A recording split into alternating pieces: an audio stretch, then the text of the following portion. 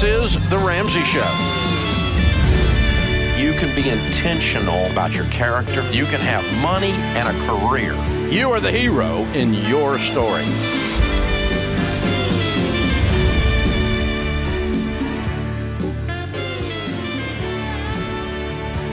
Live from the headquarters of Ramsey Solutions, broadcasting from the Dollar Car Rental Studios, it's The Ramsey Show, where debt is dumb, cash is king, and the paid-off home mortgage has taken the place of the BMW as the status symbol of choice.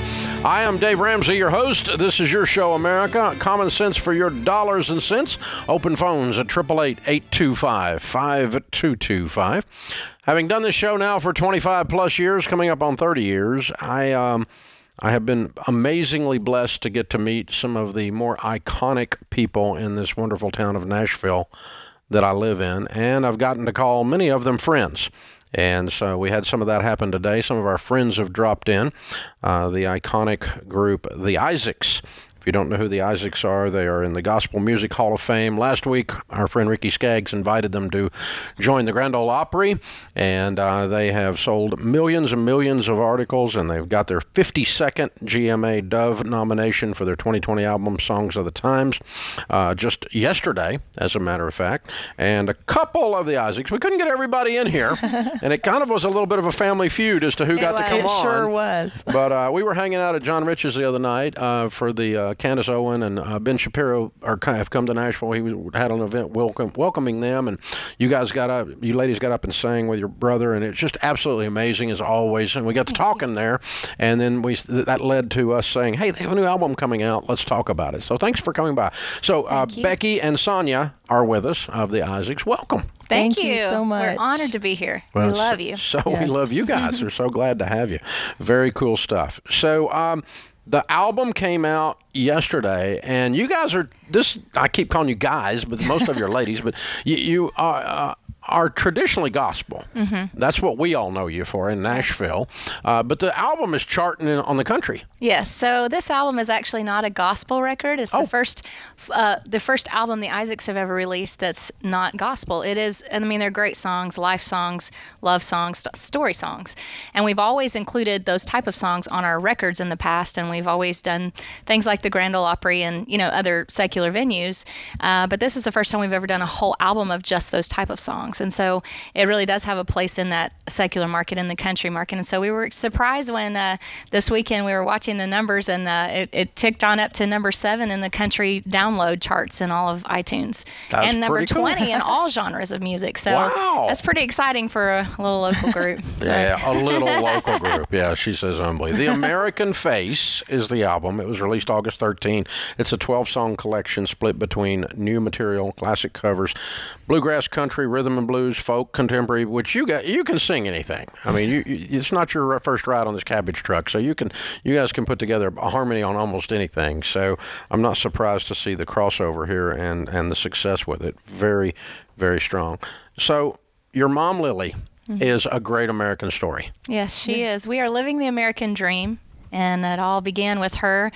Her parents are both Polish Jewish Holocaust survivors, and they were in the camps in Poland and Germany. She was born in a French Army relief camp in Germany after my grandparents were liberated from the Holocaust. And, they moved to America when she was 2 years old, and she became an American citizen via Ellis Island when she was 9 years old. And, she had a hard life. Her parents started over here with nothing, and they built a life working hard and believing in the American dream.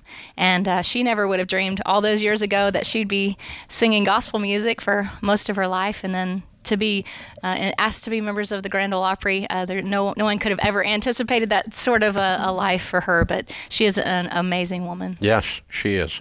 Always fun to talk to Lily.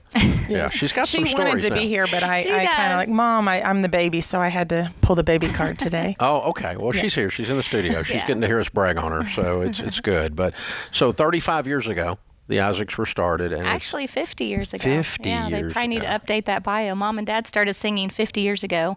Our dad's the baby child of 17 children who his parents were Pentecostal preachers. His father was a preacher. They were farmers back in the hills and the hollers of eastern Kentucky. Oh. And it was music that brought Mom and Dad together in New York City, Gertie's Folk City in Greenwich Village, where a lot of people were discovered, like Peter, Paul, and Mary. And different ones. And so they were, Dad was singing bluegrass, Mom was singing folk rock music, and they were at the same Comes out of a club. Pentecostal family, ends up on the hippie scene. Right. Right. This is fun. Yeah. There's our mom- got to be a little story here. Our mom thought he was Jewish with a name like Isaacs. How can you not think that he was not Jewish? Right. He's a good Jewish boy, Mom. He didn't bother to tell her any different until she'd already fallen in love with him. So they, you know, they were in New York singing together, and then my dad's brother, his closest in age, was killed in a car accident. And so after that, they both went to his funeral service, which was at a church, and they both opened their hearts to receive the Lord. And that was the beginning of the Isaacs 50 years ago. 50 years they've been singing. Yeah. That's pretty impressive. And of course, Ben, your brother, sings with you all now. He aggravates Sure and sings with us. Aggravates. Plays the bass. Yeah. As a musician would leave the band, the original Isaacs, our parents, Mom and Dad would see the talent in us. They would set an instrument in the living room and dare us to touch it, and that's how we learned how to play music. And Dad would put a bass in Ben's hand, and next thing you know, when the bass player left, Ben would step up. And Sonia started playing mandolin when she was 9, and I was 11 when I started playing the guitar. And so we've just slowly become who we are, but you can see the influence of the bluegrass side of our father and the folky rock side, the hippie movement of our mom, which explains a lot about this record. We've done a lot of records in the past that have honored the bluegrass side of our father, but this record kind of leans a little bit more towards that Americana folky style. And, we give our mom a hard time. She still has the feathers. She kept those. And she was at Shea Stadium for the first time when the Beatles performed. And She went to Woodstock. Yeah, Woodstock. We don't talk about we ask that. her if she still remembers Woodstock. But, we're just we've been called the Little Gospel Chipmunks. We've been called Kosher Hillbillies.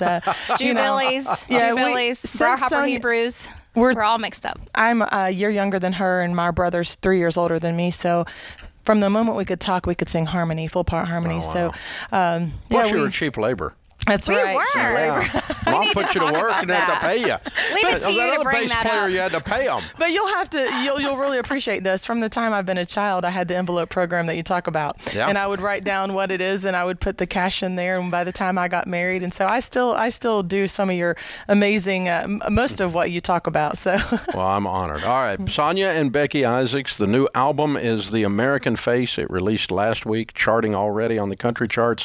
Again, 52nd Dove nomination, Gospel Music Hall of Fame, and last week inducted into the Grand Ole Opry. So I want to fire this tune before we run up on the break so the audience gets to hear it. This is one of the singles from the album.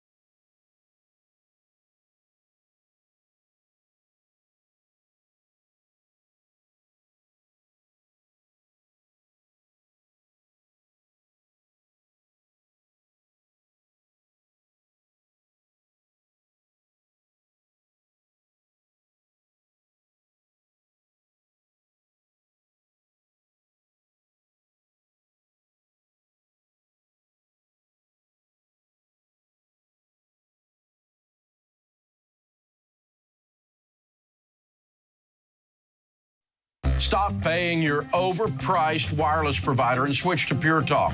They use the same network as the larger providers for much less. For just $30 a month, get unlimited talk, text, and 6 gigs of data with no contract. The average family saves over $70 a month by switching to Pure Talk. Just go to puretalk.com and enter the promo code Ramsey to save 50% off your first month. Pure Talk, simply smarter wireless.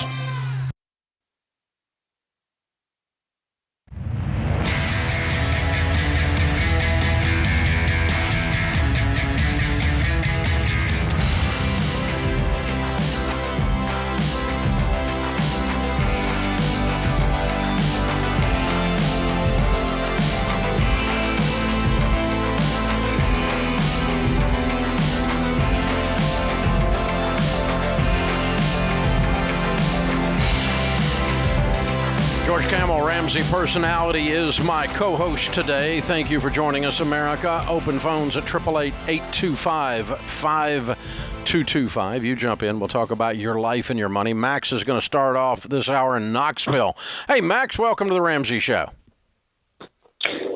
Hey, Dave. Thanks for having me. Certainly. How can I help? Well, me and my wife, we're looking to sell our farm here coming up here in a short time. And with our expected conservative numbers projected to profit after we pay off the mortgage on it and capital gains, is going to be around $550,000, maybe $600,000. I hate it when that happens. Yeah. Wow. Yeah, it's a good problem to have.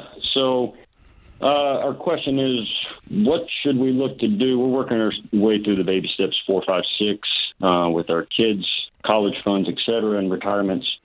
We've already maxed out the retirements for this year, and we have 529 plans, but only have about $5,000 in each of the 3 plans for each of our 3 young children.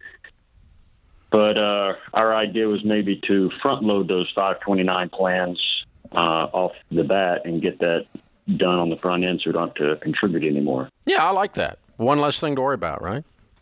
Well, yeah. What is a projected? We were looking, that their college is in roughly 16 years from now. We were looking maybe a target of, say, $150,000 each kid when they get to that age. Where do you get your projected numbers from of what college may or may not be then? Well, of course, God only knows, right? I mean, there's no Sure. there's no way to know. The inflation rate is about 12% on tuition. I'm sorry, about 7% on tuition. The inflation rate on everything else runs average about 4%. So if you want to use a 7% inflation rate, you got about a $12,000, $10,000 average in-state school tuition right now. You could run that out. So it's $40,000 right now, plus room and board, plus 7% inflation rate. And you can sit down with your financial advisor and project that for the number of years you've got left, and then do front load those. But it won't take 10 or 15 grand out of this 500. You still got a lot of money left after you do that. Okay. And then the only debt we have left on us is our home mortgage, in which we owe roughly $600,000 on that. Yeah. What's your household income? We were looking $300,000 a year. Man, you're just killing it. Way to go, dude. This is all good news all around. Yeah, very blessed. Yeah, very blessed for sure. I love the idea of you paying off this house. I mean, you're saying the kids got 16 more years before they head to college? Correct. I mean, with that kind of income, you got 16 years to invest. I don't see anything wrong with paying off the house. It sounds like you could do it once you sell the farm. Would you have enough? Yes, we would have enough. We'd have if we took just the conservative numbers of what we think we'll profit after this, we could definitely just pay off just the house. We have, I have other taxable accounts that, if needed, we could draw some money out of, but we were more along our just monthly checks. We would just finish whatever's needed. Yeah. So because your income's so ridiculously wonderful, I'd write a check. I'm with George. I'd write a check out of the farm, pay off the house. That puts you at baby step 7. You have addressed baby step 5. I'm not skipping a baby step because you've got money in there for college. Then you just take 10, 20 grand out of your income, and you can still front load over the next few months or 6 months or something, decide to front load those 529 plans the rest of the way. So sit down with your SmartVestor Pro or your advisor, calculate what you need to take out of your $300K income and do that. And I'm with George. Now that we got a little deeper into this, let's pay off that house. I mean, just if the kids are half as smart as you are, I think they're going to be just fine, and it's going to come down to college choice and what their dreams are. But you guys have so much time ahead of you, and you've done so well. I love the idea of you not having a house payment and making $300,000. The kids are going to school debt-free. I'm just going to say it right now. I'm not worried about it. Yeah, I think you're going to be okay because you're going to have plenty of money, even if it's not in the 529 plan. You're going to be very, very wealthy with this income and no debt payments at all, and your obvious bent towards doing things on purpose with money. That's a big deal here. And so very well done, man. Touchdown. Congratulations. This is very, very cool. I'm impressed. When you said that, it made me laugh. I hadn't thought about this guy in 20 years, but I knew this old guy, and he was kind of an old, when you get old, you either get happier or grouchier. And this guy was the grouchy one, right? Oh, boy. And he's like, Ramsey, I'm trying to make so much money that no matter how dumb my kids are, they can't spend through it. And I'm discovering that it's not possible. That's what I thought of when you said That's good. They're half as smart as you. That's all you need. You can't make enough money to outspend really, truly stupid children. That's true. We know the story of the prodigal son, Dave. You can spend a lot of money really quickly if you're dumb enough. All right, Dawn is with us. Dawn's in Indianapolis. Hi, Dawn. How are you? Hey, I'm doing great. Thanks for taking my call. Sure. What's up? I'm going to be 50 next week, and I'm really struggling with the state of the world and the division and how to navigate. I'm working part-time, Ubering on the side. I've chosen to be unvaccinated as a personal choice. I just feel like the world is closing in. I'm on every dollar. I've been following you for 4 years. I was very hardcore, and the last 18 months ago, I went through a divorce because of financial infidelity, lying about stuff. I thought we were paying off things, and we weren't. So I kind of had to catch my breath, and I started doing Dave-ish. And I almost feel like I only have $16,000 of debt, but I almost feel like I just want to start saving my money and just feel like there's some peace in the world. I don't know. So I just wanted some encouragement or to get some advice. It's not peace in the world that's the problem. It's peace in you. Okay. You got hammered, girl. You got hurt. And listening to you, it sounds like you're emotionally holding your breath, like you're just trying to hold on and just not cry. And I've been there. I know how it feels. But you've been through personal emotional trauma this year. And I have, but I'm strong. I know you're strong. I wasn't accusing you of collapsing. I was just accusing you of being human. But I feel like I should go out and get another job or do some stuff, and this part of me just wants to stay home and just get this debt paid off and just okay. I don't know. So why don't you put yourself on a plan that has a more reasonable pace and gives you some margin to heal because you're wounded? Would that be okay? Would that be okay? To just Absolutely. Let's just take your Supergirl cape off and hang it up in the closet for a minute. Okay. And let's just go, okay, I'm going to take a year and breathe because I've just been through hell. You guys were married a long time, weren't you? We did, and I thought we were almost to the end of our plan, and we paid off over $120,000 worth of debt, only to find out that we didn't, and there was $60,000 that I had to divorce and split and take with me. Yeah, you'll be okay, though. You know how to do this. It's having the gas in your tank to do it. Right? That's true, yes. How long were you married? 20 plus? Yes, yeah. 23. Yeah. I mean, as our friend Dr. John Deloney says, that you need to take a little time and grieve this. What do you think, George? Absolutely, Don. And you said you're turning 50, right? I am, yes. I think you ought to have one hellacious birthday party. You need to party, Don. You got a lot of life ahead of you. You're just getting started. It's halftime. Start dreaming again. Get some big balloons. It's halftime. Throw a fit. Stir up a ruckus. Give yourself a little time, kiddo. You're going to be all right. This is The Ramsey Show.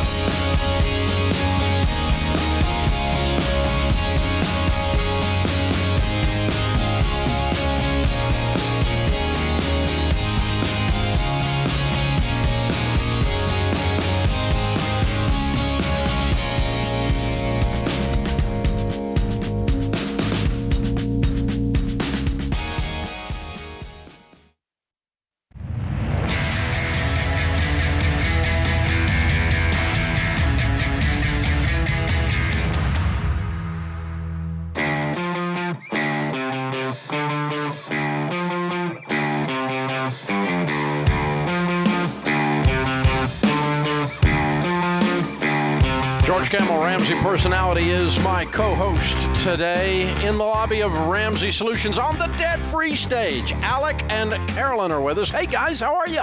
Good. Great, How are Dave. you? How are you? Better than I deserve. Welcome. Where do you guys live? We're from Pittsburgh. All right. Welcome to Nashville. And all the way down here to do a debt-free screen. Absolutely. Very cool. How much did you pay off? We paid off about $63,000 in Good. 16 months. 16 months. And your range of income during that time? Yeah, when we started, our income was about $75,000, and then by the time we paid our debt off, our income's gone up to close to $90,000, but that doesn't include any of our side hustles. Ah, okay. What do y'all do for a living? I work for a distributor of air compressors. I'm a school teacher. Awesome. What was the most lucrative side hustle? So I have two that are pretty good. In college, I detailed cars at a dealership, and that taught me a lot about, just detailing and that kind of stuff. Built kind of a nice business doing that. And then I also have been very fortunate to be an ice hockey coach for little kids for like a youth hockey program in Pittsburgh, and that's been very, very helpful. So That's a paid gig? oh yeah. Yeah, it's like a AAA They travel didn't pay organization. me when I did it. The parents just bitched at me. Yeah, it's awesome. I'm very, very fortunate. Awesome. Wow. Very cool. Good for you guys. That's neat. All right. So what kind of debt was the $63,000? It was mostly me. I had a car, a cell phone, and my student loans. All right. And I had a little bit left on my student loans. yeah. So How long have y'all been married? we got married on June of 2020, so a little over a year. Oh, okay. So you started this before marriage. Yeah, we started in I think like March of 2020, I think we had our first two classes right before the pandemic hit. Straight into pandemic. Yeah, so we had the rest of our rest of our class over Zoom during the Your pandemic. engagement was during the pandemic. Yeah. Oh, Sure was. Yep. Oh, gross. This You is made it. harsh. But you made it. We did. Yeah. 63,000, 16 months is, you guys went hard after this. Yeah. What was the switch where you guys went, nah, we're not going to fool around with this anymore? That was Carolyn. That was her family member. She asked me, we got engaged in December of 2019, and she asked me, she said, hey, I think that, we should take this class together.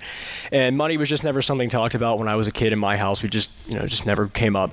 And I was kind of like, yeah, okay, maybe we'll see. And then I remember I was working on a car with her dad, and he kind of looked at me and said, so you're going to be at that class Monday, right? I was like, Wow. future father-in-law says it to you. You kind of perk up like, oh, yeah. Touchdown, Dad! You're right. Yeah. I like it. So I was like, yep, absolutely. We did it. And then, I was just awestruck by some of the things you said in the first class. Wow. A lot of the things that you said, I heard thrown around my house when I was a kid, like how much down, how much a month. And I was really tuned in from there on out. And we just went gazelle intense ever since. Wow. So, Carolyn, it sounds like you grew up a financial peace baby. A little bit.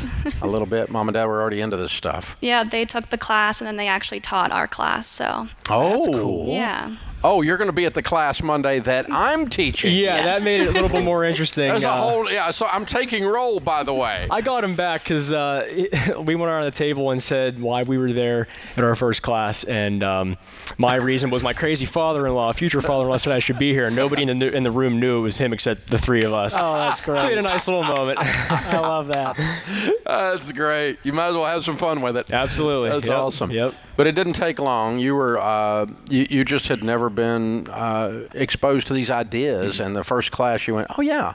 Yeah, absolutely. It, like you said, like poor people ask how much down, how much a month, right? If you can't afford something, you can't buy it. Save up for it. Be patient. Be mature, and you'll get there. So that really resonated with me, and I can't believe we're here doing this. It's pretty cool. That's pretty cool. Well, I'm so excited for you. What a great way to go through your engagement and yeah. to then enter in and finish. And Carolyn finishes up, helps him finish up, getting it paid off, and Mom and Dad are cheering you on along the way. Way to go. If you get married during COVID, nothing's stopping you guys. They've already been through the worst. They didn't just get married. They got married, went to the father-in-law's FPU class, and got out of debt. That's You can that's do like anything. a threesome. You can do hard things. Going to the father-in-law's FPU class is probably a little more difficult than getting married during a pandemic. I love this story. So This is great. you guys are a young couple. How old are you two? We just turned 25. 25. Oh my goodness. Yeah, This that's is great. inspiring. So, what do you tell people the key to getting out of debt is? Well, for me, as the nerd, I definitely think the budget is the key. Being able to see where your money goes and control where you can put some of your money definitely was the key for me. Yeah. Yeah, I agree with her there. I never thought that I would live on a budget in my life, and now the first thing I do when I come out of a store is get my every dollar up out. And but from where I am, you have to be okay saying no to doing things, right? Like my buddies took a trip to Vegas in May, and we were just so close that I was not going to put anything in the way of us paying this off. And we moved our debt-free date up by I think 12, 13 months from what it was originally when we first got married and were making those salaries. So you have to be okay saying no to things. You can't have the FOMO. You have to just trust what you're doing. And if people say that you're crazy, look at each other, smile, and say, we're doing the right thing. That's good. And my granny used to say, crazy like a fox. Yeah. Yep. I like it. So Well you have done. to do that. You have to work. So If your broke friends are making fun of your financial plan, you are right on track. yeah, absolutely. Well done, you guys. I'm so proud of y'all. Thank you. Appreciate it. And I know Mom and Dad are. And who were your other cheerleaders other than the obvious ones sitting to your right? Each other. We were, especially Yeah. Carolyn. I mean, she would not take no for an answer, and really worked with me and was very understanding that I had not come up in a family like this, right? I'm very proud of the way that I was raised, blue collar, hardworking, but just the financial stuff wasn't there. And she was very patient with me. I think when we look back at our budgets from the beginning, I think my free spend was like $150, and now it's like $30. Both of us are at $30, and we're cool there. It's just amazing. Like you get track of your money and see how much money you really waste. She helped me see that. So she was definitely my biggest cheerleader. I'm very blessed. Yeah. Wow. What a great way to start your marriage. This is amazing. And look at Dave. You're 25, and they say, we're not going to wait on student loan forgiveness. We're going to forgive it ourselves by paying it off. What a concept. You guys are awesome. I just love this story, and I know you're inspiring a lot of other young couples out there who may not be on the same page, and you would say go through Financial Peace University. That's what did it for you guys. Yeah. I mean, you have to build that solid foundation, right? I mean, we are really trying to change the future of our last name. It's not going to mean swipe a card anymore. It's going to mean pay for cash, plan for things. And in doing that, you have to build a solid foundation together. You have to be on the same page. So if you're not, take the class. It is absolutely worth every penny. Yeah. Way to go, guys. Thank you. Thanks for the ad. But I'm so proud of you guys. Thank you. We got a copy of Legacy Journey for you. That's the next chapter in your story for sure. As you said, you've changed your legacy. You've changed your family tree, changed your name, what it means now, a whole new brand. Way to go. Very cool. And a copy of Total Money Makeover for you to give away. Knock one of your buddies right on the head with it, and maybe you can wake them up and get them going. You never know. You never know. That's how most of us get inspired, is through our friends and our family, and much more so than some doob on a radio 1,000 miles away. So way to go, you guys. Thank you. Very well done. All right, Alec and Carolyn from Pittsburgh, Pennsylvania. $63,000 paid off in 16 months, got married in the pandemic, and did it all. Extra side hustles and everything, making 75 to 90 plus side hustles. Count it down. Let's hear a debt-free scream. 3, 2, 1. We're debt free!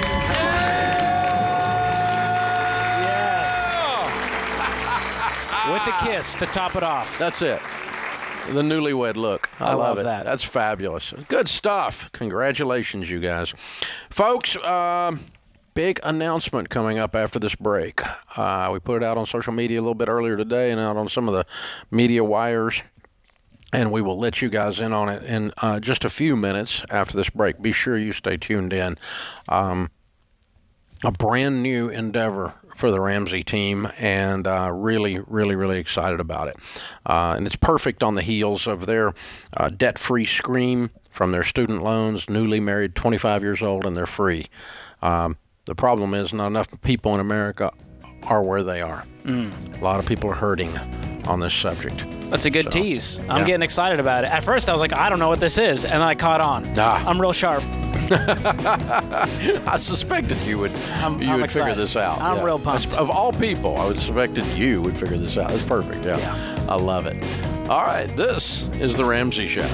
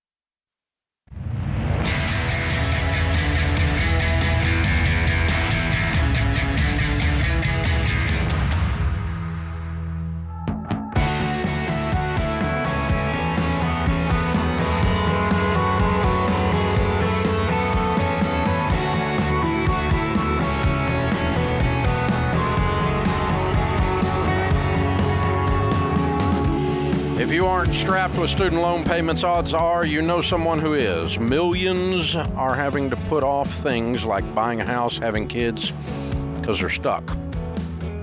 Or even worse, they're waiting and waiting and waiting and waiting and waiting for a government to save them. That's a joke. So we took our unbelievably popular podcast, Borrowed Future, and have produced a new full-length, world-class documentary called Borrowed Future. It uncovers the dark side of the student loan industry, and it exposes how the system is built to work against you. The date, save the date and make a point to watch. The release date for the documentary will be on October 14th. And you'll see all of us weigh in on the epic failure, otherwise known as the student loan program. Featured interviews from industry insiders and thought leaders like Seth Godin, Seth Frotman, Dr. John Deloney. We're coming at this hard. We're going to take big swings at the student loan problem with the goal to educate parents and students across this country of the truth. You do not have to take out loans to get a college education.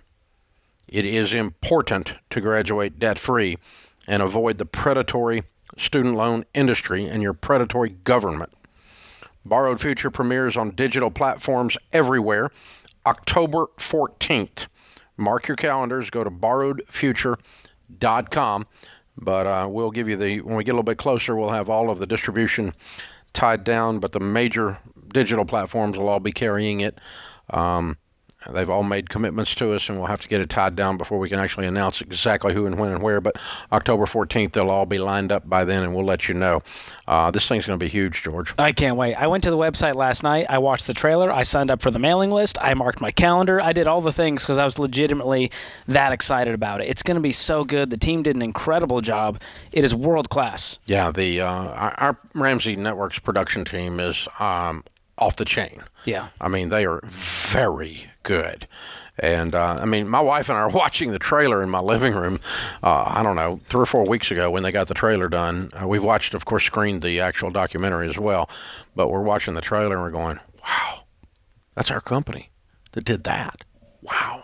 It's pretty cool. Yeah. It's pretty cool because it's going to mess you up if you're thinking about borrowing money to go to college. It's going to mess you up if you don't get in your governmental congressman and senator's face about stopping this student loan program. It's a disaster. You're going to stir up a ruckus, Dave, if you're not careful.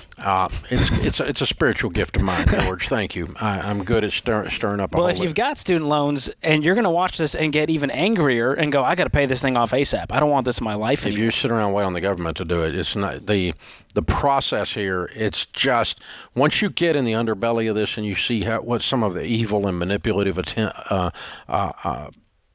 intent was from day one of this thing, and so who some of the players are and how they acted, it's unbelievable. And then you see people's lives are just they're just wrecked. Yeah. These wrecked There's a lot of villains in the story, and I'd be shocked if anyone could walk away from that documentary and go, I still think student loans are good debt, Dave. Yeah, well. They help a lot of people. There'll be some idiot that will, but not as many. It's pretty convincing. It really is. Borrowedfuture.com. Go ahead and mark your calendars. It's going to be a big fall. Comes out October the 14th. Debbie is with us in Detroit. Hi, Debbie. Welcome to the Ramsey Show. Hi. Thanks for taking my call. Sure. What's up? My husband and I made a huge mistake. We moved into a house about 2 months ago. And with the housing market being so crazy and lots of competition for homes, we made a mistake of buying a house for more than we wanted to spend. We paid over list and appraisal, and we're now in a house that we just feel like we can't afford the mortgage payment. It also has a pool that is much more of an expense than we thought it would be. The house needs a lot of repairs, and some things have come up in the last couple of months that we didn't realize were going to need to be repaired right away. So my question is, should we plan on selling it or stay for at least 2 years and then not have to worry about capital gains? But if we sell it now, we would probably walk away with, losing about $40,000. There is no capital gain when you lose money. Right. But on the odd chance, if we were if you break even, there's no capital gain. Capital gain would only occur if you made a profit. Right. So it doesn't sound like that's a problem. Yeah. But if we sold it for what we bought it, if we just broke even, we'd probably lose about $40,000 with closing costs and everything. Mm-hmm. Mm-hmm. So what's your house payment? Well, that's the other thing, too. It's more than what we thought it would be with the property taxes are going to be more than we had planned for. So with property taxes and insurance, it's about $2,300 a month. And what's your monthly take-home pay in your household? About $9,000. Okay. All right. Well, you're slightly above what we would tell you, but not a huge amount. Right. It doesn't sound like this. Your house payment's not 40% of your take-home pay. This sounds more emotional than mathematical. Okay. We feel like we've been bleeding money ever since we moved into the house because of the pool and the repairs that have been needed. And what have you spent on repairs? Worried. I'm sorry? What have you spent on repairs? Well, with the pool, it's been over $1,000. With the repair, we just had a garage door repaired that was over $700. We need. What'd you pay for the house? We paid $410 for it. And you had $1,500 worth of repairs, and you're panicking? Yeah. Well, and you make $140,000 a year? Yeah. Well. Yeah. Yeah. This is emotional. It doesn't sound like you're bleeding out. It feels like you got a little scrape on the knee, but it's just a lot. It sounds like it's more stress of just we're having to. I think you were super impulsive, and you did something that you wished you hadn't done, and that's what's killing you. The math's not killing you. Okay. I mean, so we should. It's not ideal. Yeah. But I probably would just breathe a little bit here. Okay. Okay, here's the thing. The house payment's not out of control. The repairs are not $28,000 in 1 month. They were $1,400 in 1 month. And you make $140.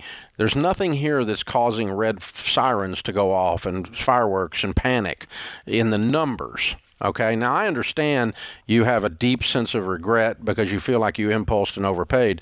But so I don't want to trade a $1,400 repair and a house payment that's slightly over the margins we teach, which are conservative, for a $40,000 loss. Right. Well, the other thing that I'm worried about, too, is we moved with our jobs because now we can do our jobs from anywhere after COVID. And there is a chance that my salary could be decreased based on where we're living now. Well, if that happens and you can't afford the house, we can talk about selling it then. But we don't sell a house on what might happen. The house might get hit by a tornado, too. Yeah. But we're not going to sell it because it might. Right. Debbie, do you guys have any other debt other than this mortgage? We do have a car payment. We owe about $12,000 on a car. We only have one car. And then we, just from the move, we've got about $6,000 on credit cards. So it sounds like there's some other pieces to this puzzle that are causing this stress. Do you have an emergency fund? We have about $25,000 in savings right now. I would write a check and pay off the credit card and cut it up and pay off the car today. Right. Okay. And you guys need to get on a budget. You are not in control with your spending. That's where the stress is coming from. The sense of chaos is where the stress is, not the actual math. There was more to it. I think she's bleeding out more from these payments versus the mortgage. And I think once she gets that out of her life, they pay down the debt, they refill the emergency fund, she's going to breathe and go, okay. No car payment, no credit card, and be on a written plan with every dollar where you know you're under control. Both you and your husband looking at the numbers every month, stress level goes down. Then if you want to sell the house when it's not a $40,000 loss and it's a $4,000 loss, maybe.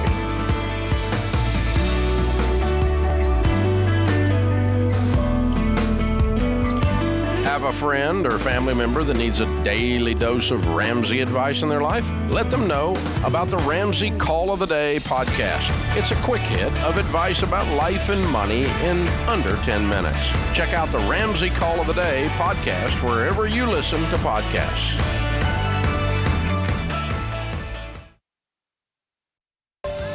This is The Ramsey Show.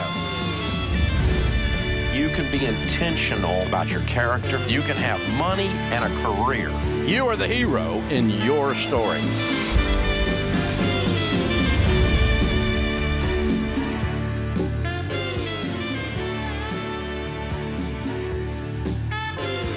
Live from the headquarters of Ramsey Solutions, broadcasting from the Dollar Car Rental Studios, it's The Ramsey Show, where debt is dumb, cash is king, and the paid-off home mortgage has taken the place of the BMW as the status symbol of choice.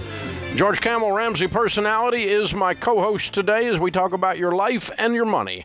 Open phones at 888-825-5225.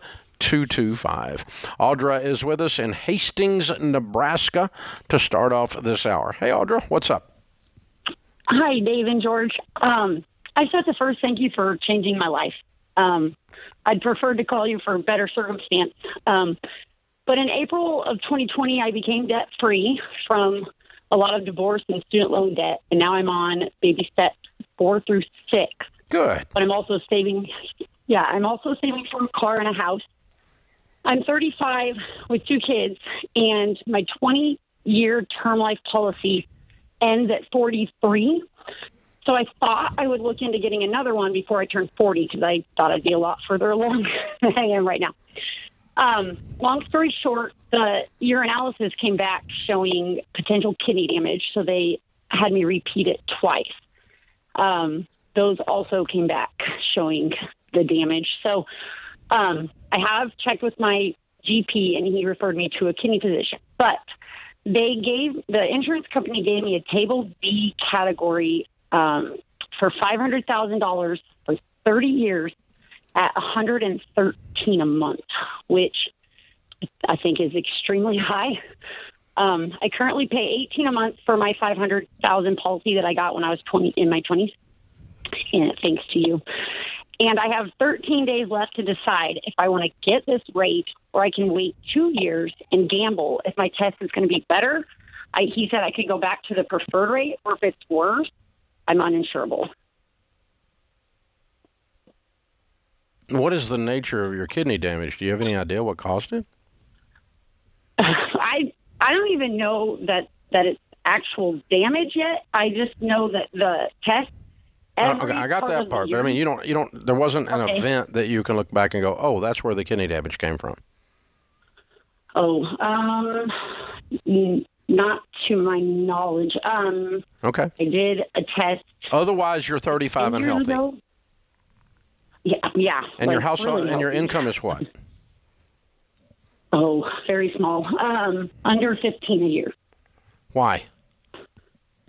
I work from home, and I raise my 2 girls, and their dad, he's with us. We're together. But I work from home, and so I'm their full-time daycare. And so I do web design and graphic design from home. So I would say I work part-time while also raising. Okay, I'm a little bit confused. I thought you said you were divorced. Now you said their dad is there. Oh, their dad is not my ex-husband. That was an abusive marriage that I got out of. And then I met their dad. How old are your children? 4 and 14 months. Okay. All right. And their dad makes how much money? 30,000. So neither one of you are doing very well in your careers. No. Yeah. Financially, though, I'm debt-free. He has some student loan debt. Yeah, but you're starving. But you're starving to death. I mean, you don't have any money. So, no, you don't need this life insurance, is the answer to your question. Okay. It's too expensive. Okay. It's ridiculous in your situation. Okay. Now, what was life insurance for? We got $500,000 there. It's good for 8 more years. Hopefully, during that 8 years, your health will not deteriorate, will instead get better if you take good care of yourself. Also, during that 8 years, if you want to make sure your children are taken care of, it would involve marrying their dad. and it would involve you guys as a married couple having a financial plan that takes care of your careers, and both of you start working on your careers because both of you need to double your income in the next 3 years. Okay. Because really, what your kids are vulnerable because of your marital status, and because of your low incomes, more than your insurance issue. And so that's what I would tell you to do if I was your dad. And I've got one that's your age, by the way. So yeah, Audra, I think if you can get a job doing graphic design, you might make enough money to actually pay for some child care for them. And like Dave's saying, the goal of this life insurance is to replace your income in case something happens. Right now, that's $15K. There's not a lot going on there. So number one, I would check. I don't know where you shopped your rates with, but maybe check with our friends at Xander. See what that would be like going forward if you want to check that later on. But I don't think you need 30 years because if you follow our plan, you're going to be doing really well 30 years from now to where you're self-insured. That's what we talk about. Well, and we tell you 15 to 20-year level term with Xander Insurance. Let them shop when you need insurance. But you've got life insurance more than you need today. It's very inexpensive, and it has 8 years left on it. So sometime in the next 8 years, you need to address this subject. But during that time, stabilizing your household from a career perspective and a marital status standpoint will be the best thing for your kids financially, for survivability, sustainability if something happened to you. Yeah. And that's what the life insurance is all about. What are we trying to do there? We're trying to make sure the kids are okay. And so the advice I'm giving you is the exact same thing. We're trying to make sure the kids are okay. We got bigger fish to fry than the term life right now. We've got to get this career situation. We got to get the income up and put ourselves in a good financial position. Yeah. And you know, I think there's still some hesitation on your part based on the way you told the story and your language both about marriage because you were in a bad one. And that was abusive. And I appreciate that. I know that was a horrible thing, and a certain amount of PTSD goes with that kind of garbage, that kind of trauma. I don't disagree with that, but I'm not looking at your life through the lens of the past. I'm looking at your life through the lens of the future. And where are you going? What's the vision for you in the next 25 years? Where are you going to be in the next 8 years? You could be in such a great position in 8 years that the 4-year-old is 12, the baby is 10, and you know you're going to be in such a good position financially that the life insurance is not going to be an issue. That could happen in 8 years, but you're going to have make some pretty serious moves to get you in that direction. So, good question, and we appreciate you calling in and being part of the show today. Open phones at 888-825-5225, 888-825-5225. George Camel, Ramsey Personality, is my co-host today. He is the host of a brand new podcast that we launched 2 weeks ago called The Fine Print. It came out as #1 in the business section, and the 3rd episode dropped yesterday on Monday. 3rd of 10. So be sure and check out The Fine Print. You remember when your dad said, read the fine print? Well, it's because you get messed over if you don't. George does the digging to tell you what's going on in the fine print.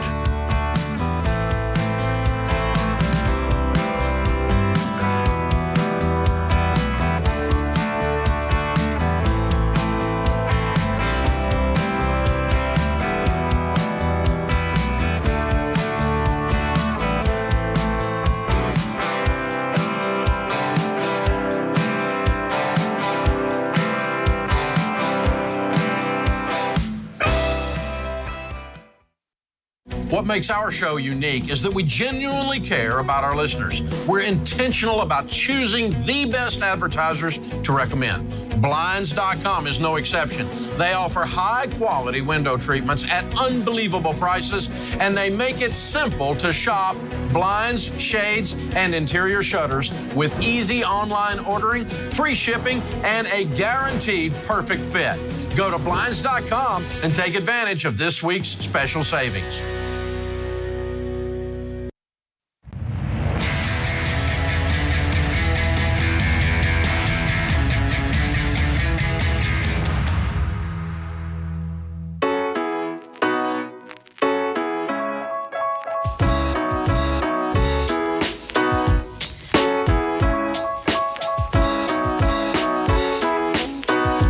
George Campbell, Ramsey Personality, is my co-host today. Open phones at 888-825-5225. Lucas is in Phoenix.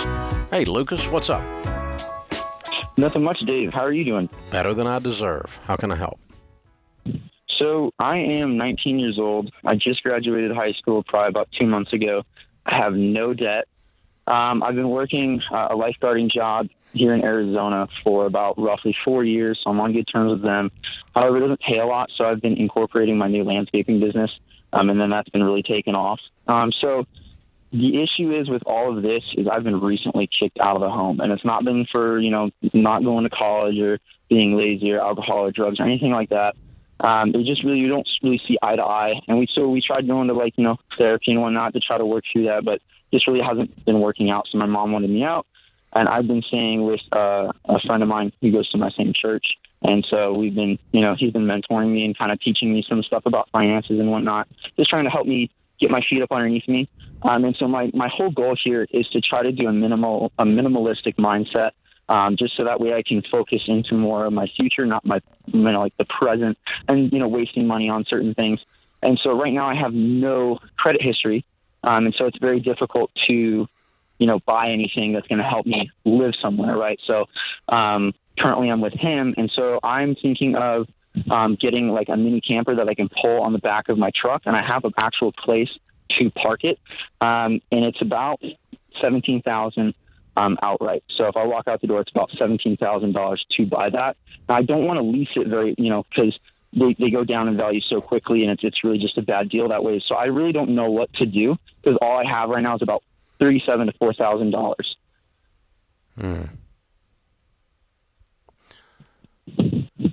That's kind of a scary place, Lucas.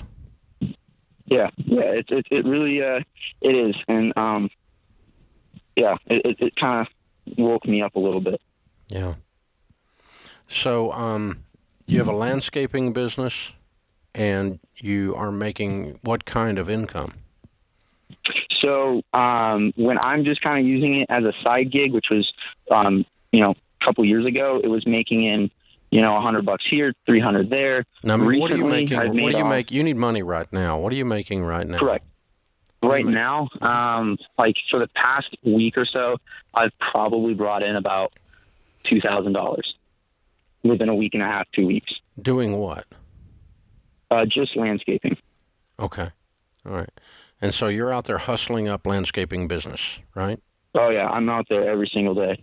Then my lifeguarding, that if I was to work close to 40 hours a week, I'm making about $1,407 after taxes every 2 weeks for a paycheck. That's bringing me down to about $813 to $800, which is nothing. Yeah. So yeah, the landscaping is going to make you a lot more. And on top of that, if you can get that business.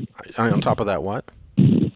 Oh, on top of it, I'm working for myself, so it's more meaningful. It has greater potential, that type of stuff. Right this second, I don't give a crap about that. I'm just trying to get you where you have shelter and food. Gotcha. Your life's meaning is way down my list right now for you. I just want you to have a place to live and food and stability, sustainability. Then we can worry about meaning and self-actualization and those kinds of things. But right now, I've got a 19-year-old homeless kid on the phone, and that's what's running through my head. So, no, you do not need to buy a $17,000 camper under any circumstances. Okay? Not a good move. You have $4,000. If you can find a ratty old used one for $1,000, which you probably actually can, and you want to live in that for 4 months while you build up some more cash and stabilize your income, and then go rent an apartment with a roommate, that's okay. If you can, how long can you live with the guy you're with? She said, as long as it takes, as long as I'm working working on my butt off to get myself stabilized. And I do have a very good work ethic. Like, I'm out here working a ton. I'm not questioning that. Okay. So, so we need to define that, because when someone comes to stay in my home, I want to know when they're leaving. Gotcha. Right. Yes, and I don't want to stay there because it's not my home, right? I know, It's but not- I just, as long as it takes, could be till you're 29. He didn't mean that, so I want to know what he meant. He's okay? thinking so what he's meaning is like 6 months. Okay. Max. Let's just and do so that to me is let's just do that. Yeah. Let's just stay there for a while. Okay.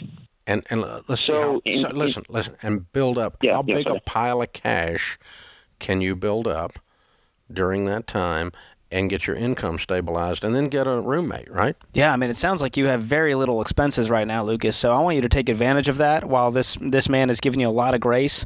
And like Dave's saying, I would not go into debt for this camper. I know you want to live this minimalist life, and I respect that. That's not minimalist.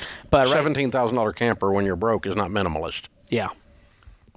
I think you should need to rent and get a roommate if after that 6 months you don't have enough for that camper. But that camper is not going up in value, and it's a depreciating asset. So it's basically like you saying, hey, can I take out a loan for $17,000 to get a truck? And we're going to say no. So I want you to live your dreams. You're 19. You got a lot of life ahead of you. But right now you need a solid foundation. You don't have that. And so you've got a great work ethic like you're talking about. Use that to your advantage. And use this free rent to your advantage and sock away. Maybe you could save up $5-10 $10, go rent somewhere for another 6 months, and maybe a year or two from now you get that camper. Here's my prediction, okay? Just listening to you. If you'll stay on the track, and probably going to lose the lifeguard job for more hours on the landscaping, if you can get more and more and more landscaping business, you're going to stabilize your income in the next 4 months at $3,000 to $4,000 a month. And you're going to have about $10,000 in the bank 4 months from now. With that situation, you can go rent an apartment and get a roommate or rent a room from somebody very inexpensively and then take your next step, which is continue to grow your business and start thinking about your careers, but paying cash all the way. This camper, it sounds kind of romantic and like you're being sacrificial or something, but it's really going to end up being a long-term bad play. And so I'm going to talk you out of that one. Yeah, it's a tough lifestyle. I know it sounds fun. I mean, you're 19. You could probably swing it for a year or two, but eventually you just want a real place to go and sleep. So, and just, here's the thing. If you can get your home situation sustainable and stabilized, then you can start working on your career. And you can start looking out and thinking about your future. And you can start thinking about, investing and upgrading and whatever, taking some classes or doing whatever it is you want to do with your life. There's a lot of things you can do from there. But for right now, let's get the food, shelter, clothing, transportation, and utilities going and get those basic things underway. And that's what I'd tell you to do first. And along the way, even if you're not living there, stay in touch with your mom and your dad. Tell them what's going on. I don't know what all has happened here. I can't tell. But that's not what this call's about, but it is what it's about. That's what put you here. So I want you to continue to work on that relationship if there's any way possible. Obviously, if you can't, you can't. But you want to have tried everything. You do not want to live in regret on that. And so... maybe you and your mom can be friends when you don't live there. Maybe that takes the stress off of it. I don't know how all that works in your world, but just make sure you just let them know you're okay and that you're working and that you care about them and so on. Just continue that connection. I think that'll be very valuable for you 10 years from now, especially. Maybe not 10 minutes from now, but 10 years from now. Yeah, I mean, he just got punched in the face a little bit, and he's 19. He's having to grow up fast, but I think if he can build his foundation for a little while and get back on his feet, he's going to be just fine. You can tell he's a good kid, good work ethic. This is The Ramsey Show.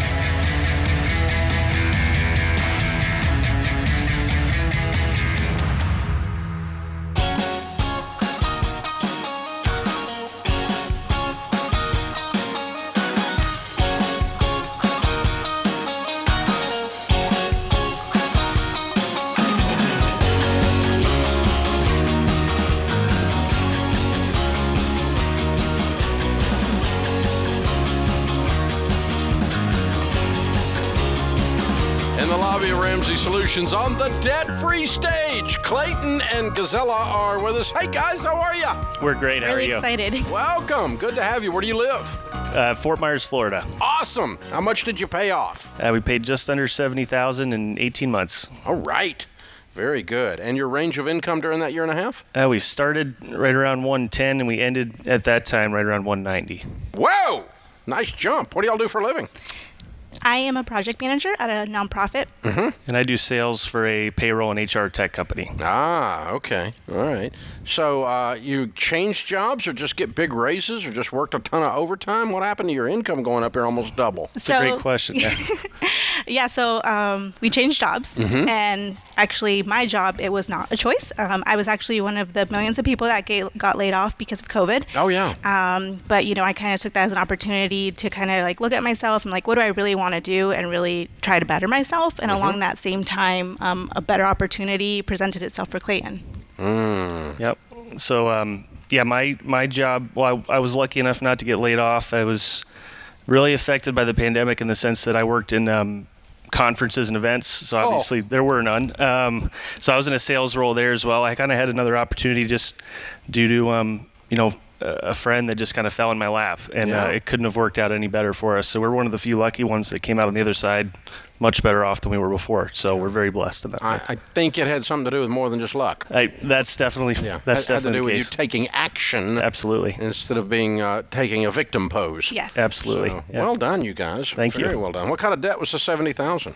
That's another great question. We're pretty normal. It ranged from student loans, credit cards, 2 cars, medical bills. Am I forgetting anything? To do the personal loans? And a personal loan. Yeah, quite the range. I had the personal loan. You were normal. Yeah, a little pretty bit normal. of everything. How long y'all been married? We just got married in January. Oh, wow. Yeah. Okay. All right. So you started this process obviously before marriage as individuals. Yeah. We did. And then worked your way on through it. What got you started on this? You go ahead. So I had heard about you, especially through my older brother, but at that point I was like, Dave Ramsey who? I don't need him. And then Clayton, when him and I first started dating, he started doing it, and he never like came to me about it, but I kind of saw he was doing it, and I was like, this is the person that I want to marry, and he's really preparing himself. I need to do the same because I want to bring into this marriage, and so we can go into this marriage together. Wow. So that's really what inspired me. And at that point, I moved out of my parents' house, moved into a little studio by myself. And when I saw how much I was paying in rent, I'm like, if I would have saved this every single month, like I would be set. But instead, I was just spending, no budget. I put together a budget, and then that's when I really realized, wow, this money's just kind of going everywhere. Yeah, and same here. I was making great money before, and I guess I came to.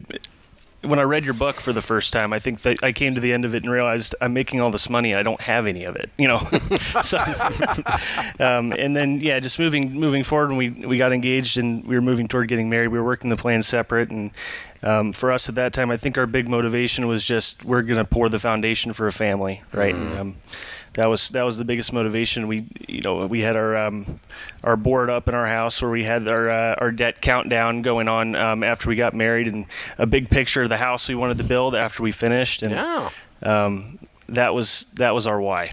Very cool. Yeah. And that drove you then. Well done. Well done. So it's amazing when you tell these dollars what to do that they will behave. It is pretty amazing. Yeah. Otherwise they're pretty unruly. Oh, yeah. I mean, you had a moment where you just went, I got to make some changes here because I have future goals. And you stopped living in the present, both of you, and you said, what are our future goals together? And that, to me, is one of the most powerful elements when you get a couple that comes together, go, we're going to pay this thing off, and we're going to do it in 18 months.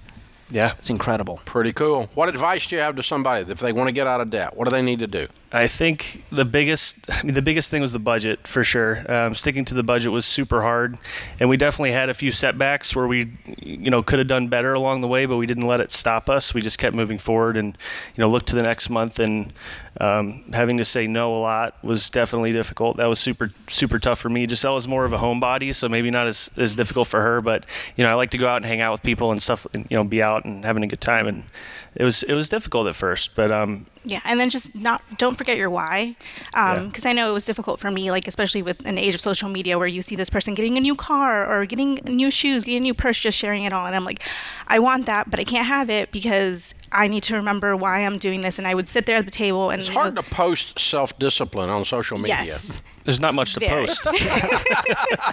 Yeah.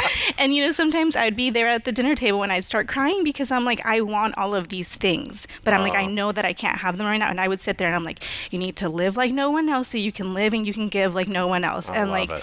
And to just be able to have a partner who, that is in it with you together is just a blessing. And I think that that's really why we've been so successful, is because we feed off of each other and we celebrate every single little win. We're always on the same page. Yeah. And you did it in 18 months. We did it. That's pretty impressive. And we cash flowed a wedding. Yeah, we cash flowed the wedding too. That's in there too. Yeah. Wow. You guys are rock stars. Very, very well done. Well, we're very proud of you guys. Excellent job. Other than the two of you, who were your biggest cheerleaders?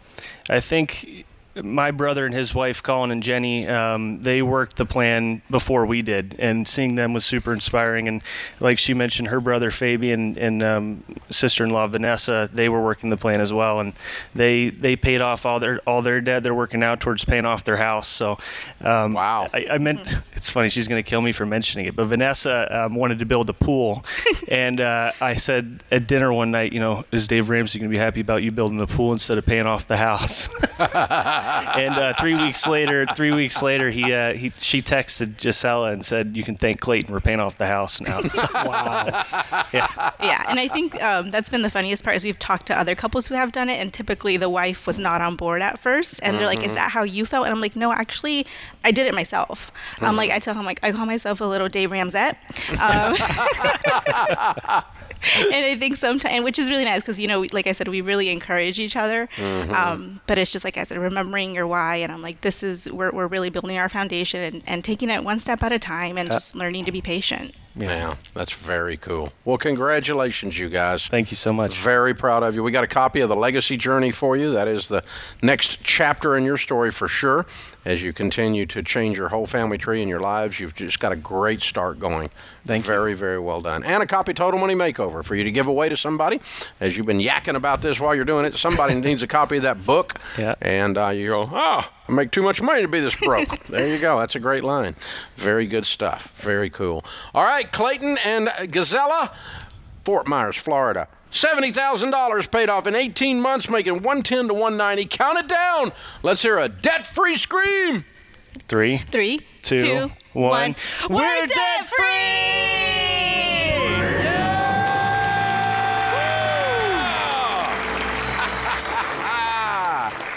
That is how it's done. Can't help but smile watching that happen. That's fun. Well, they're an incredible young couple. They got a great start. They make a lot of money. Oh, yeah. And they have paid off everything very, very quickly. They get to keep it. Can be done.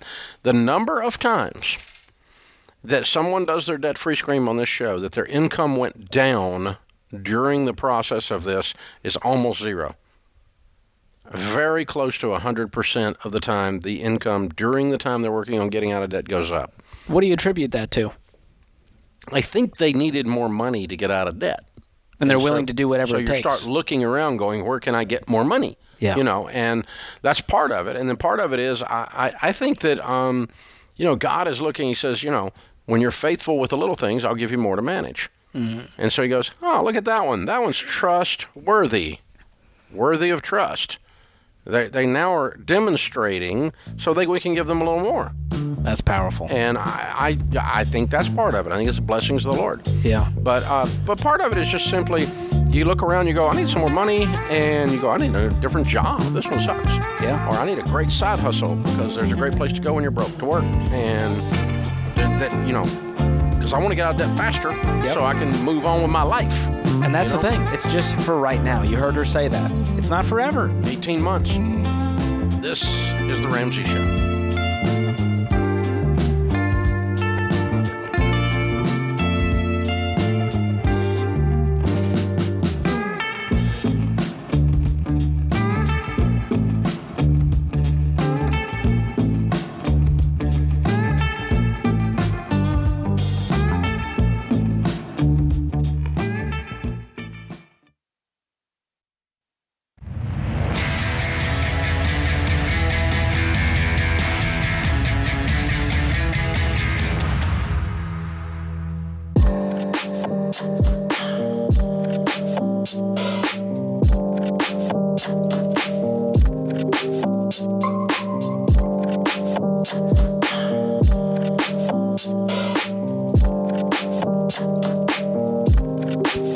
No parent ever wants their child to experience the panic of being unprepared for an emergency. But teaching your kids how to be smart with money is a really big job. Well, we've got your back. We'll help you. Our digital self-study courses, they help you rest assured that your teen will know the right way to handle money no matter what curveballs life might throw down the road. I mean, wouldn't you have liked to heard all this stuff when you were like a teen? Yeah, well, you can. The best part, no instructor is needed. Your teen has a tablet or a computer. They're all set. All you do is text self-study to 33789, and you can learn more about the different courses we have available for your middle or high schooler. Text self-study to 33789. Our question of the day comes from Blinds.com. Find out for yourself why Blinds.com is the #1 online retailer of custom window coverings. Free samples, free shipping, and new promos all the time. You save money. Always use the promo code Ramsey. Blinds.com, a great American company. Today's question comes from Sharon in Iowa. My husband and I lost our jobs last year when the pandemic hit. We're both receiving unemployment benefits, and while we'd like to find work, being able to stay home means we don't have to pay for childcare. Is it okay for us to stay home with our kids, or should we be looking for jobs? Well, it looks like we need some more information here. But, I mean, I like the idea of them staying home if they're able to financially. I don't like them living off the unemployment benefits, though. That's how they're staying home. I think they need to get back to work. Yeah. So let me tell you what really benefits your children. Showing them how to live your life properly. Not working is not a model that you want your children to follow. Letting the government take care of you when you have the ability to go and work is not a model that will bring your children a good, full, fruitful, dignity-filled life. Work brings dignity. Living off the dole of the state does not. And you're teaching your children a horrible lesson. You're modeling them a horrible lesson and calling it under the name of nurturing. And so, no, I don't think you're doing right. I think you need to get to work. Now, I don't know if both of you need to go to work. I don't know what your financial status is. But that's completely up to you as to whether one spouse or the other is able to stay home while the other works. But, you know, teaching your children that the best thing to do is do the least possible amount you can do and let the government pay for your life is not a lesson that's valuable for your children's future. Bad parent. Not nurturing parent. Bad call. No, don't do that. I could be wrong. But no, I'm not. I mean, both of them are on these unemployment benefits. I really couldn't be wrong. There's no possible way I'm wrong on this. Not yet. So. 30 years. You haven't been wrong once. I've been wrong Good a track lot. record. But this one, I'm not wrong on. Okay. Yeah. Actually, I'm being very nice on this one compared to what I You're being kind. could be. Yes. You can't talk to them, so you're being a little kinder. Yes, that's right. I can't. Talking into the wind. That's it. It's that's one thing you could be doing, yeah. Adam is in Boston. Hey, Adam, how are you? I'm doing all right. Thanks so much for taking my call. Really appreciate it. Sure. How can we help? So, my beloved dad passed away a couple weeks ago. No. He was my hero, and we're all taking it pretty hard. But, you know, he worked his entire life to make sure we were all looked after. And my mother is going to be receiving quite a bit of life insurance money, and she's asked me to kind of help her figure out how to sort out what to do with all of it. And I was going to call and get some advice from the smartest folks I know. Wow. I'm sorry. Me too. He was my hero. how old was he? He was 74. Been fighting prostate cancer for about a decade, and it finally won. Wow. I'm so sorry. And so you are 35? Roughly, yeah, 37. You got it pretty close. Okay. And you know, kind of look after my mom. She's had some tough years as well as he's been really sick and has some of her own medical issues. And so I'm stepping in to just sort of help guide her right now on the financial side and many other ways. And so she's, you know, set to receive, my dad, if I say he really tried to prepare for this moment, she's set to receive about $1.8 million in life insurance. She currently doesn't have any debt other than a there's a HELOC on the house, on the primary home, which was for about $300,000, and then a $150,000 mortgage on a vacation home. The primary home's worth about $1 million. The vacation home is worth about $700,000, and then she also has about $800,000 in traditional IRAs between the two of them. And so I want to tell her that what she should probably do next year is just pay off the mortgage and the HELOC. And if you agree with that, I'm also curious, what she should do with the rest of it to make sure that she's able to be okay for the next, decade or so. She does not currently work. She does have a pension that's with his benefit from Social Security will probably end up being about $2,500 a month. Mm-hmm. Okay. Well, she's got over $3 million with a paid-for house and a paid-for lake house. And so, yes, she's okay. Mm-hmm. She's okay.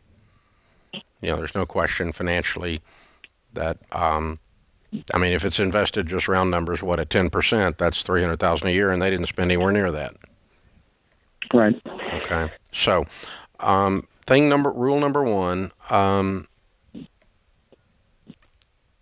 when you lose someone, it's good to give yourself a little space before making major decisions. Mm-hmm. Because not only is her brain not working great right now because of grief, neither is yours.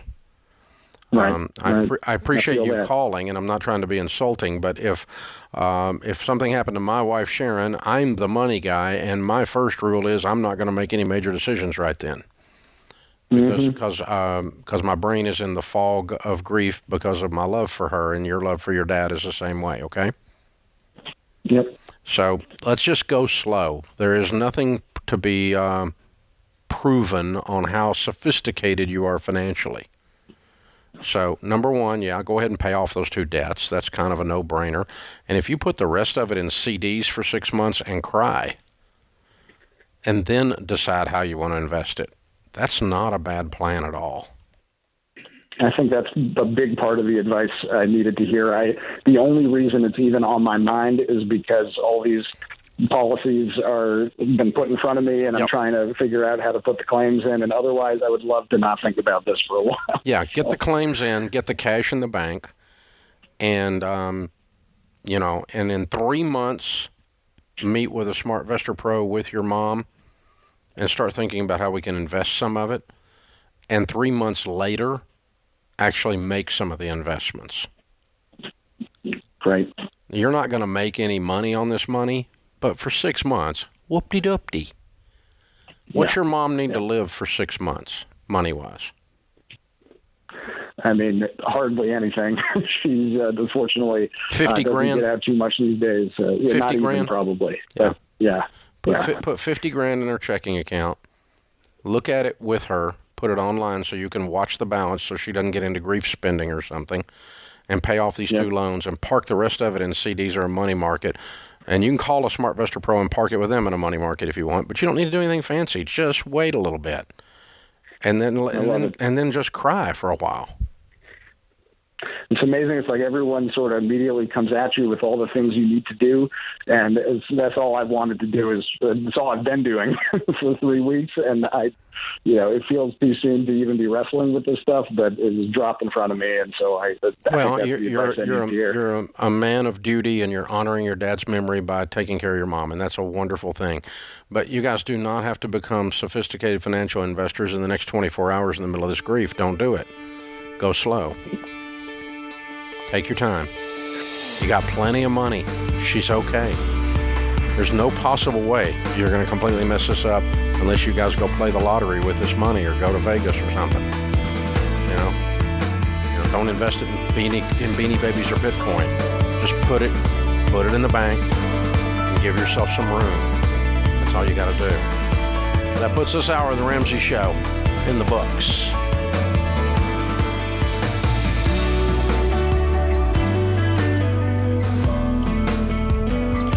Hey, it's Kelly, associate producer and phone screener for The Ramsey Show. If you would like to do your debt-free scream live on the show, make sure you visit theramseyshow.com and register. We would love for you to come to Nashville and tell Dave your story.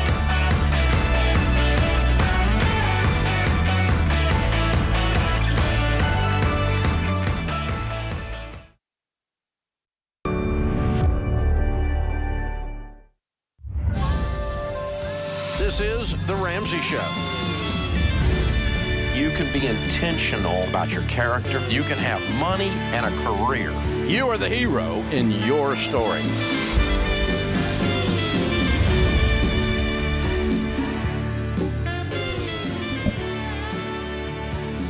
Live from the headquarters of Ramsey Solutions, broadcasting from the Dollar Car Rental Studios, it's The Ramsey Show, where debt is dumb, cash is king, and the paid-off home mortgage has taken the place of the BMW as the status symbol of choice.